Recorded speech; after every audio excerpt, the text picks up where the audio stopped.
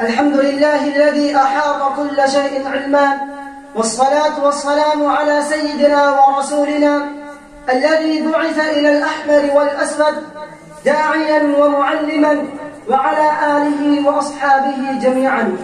أما بعد، فأعوذ بالله من الشيطان الرجيم. بسم الله الرحمن الرحيم. وما كان المؤمنون لينفروا كافة، فلولا نفر من كل فرقة منهم طائفة ليتفقهوا في الدين ولينذروا قومهم إذا رجعوا إليهم لعلهم يحذرون. صدق الله العظيم. أيها الإخوة البررة، أريد أن أخطب بين أيديكم خطبة وجيزة حول عنوان هم تلاميذ محمد صلى الله عليه وسلم.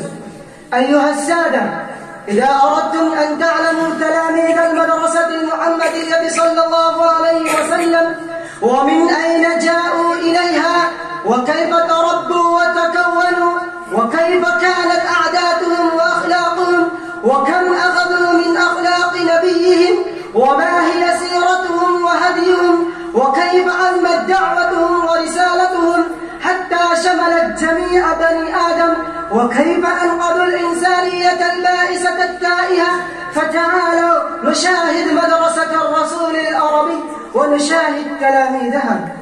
أيها الحضور الكرام، انظروا إلى تلاميذ محمد صلى الله عليه وسلم، تروا فيهم الملوك والولاة والرؤساء، وتروا فيهم العبيد والأرقاء والضعفاء والفقراء مثل بلال وياسر وأمار وخباب، تروا فيهم الخلفاء الراشدين والملوك العادلين وذوي العقول الراجحة وأرباب الفكر الثاقب، فأقاموا شرع الله في الأرض ونشروا العدل والسلام في العباد. تقدم سعد بن أبي وقاص رضي الله تعالى عنه وفتح العراق وفتأم بلاد فارس وانتزع تاج كسرى وألقى به تحت قدم الإسلام. وتقدم خالد وأبو عبيدة رضي الله تعالى عنهما وحرر دولة الشام من جيوش الروم. وتقدم عمرو بن عاص رضي الله تعالى عنه وانتزع أرض النيل من أيدي الروم الظالمة.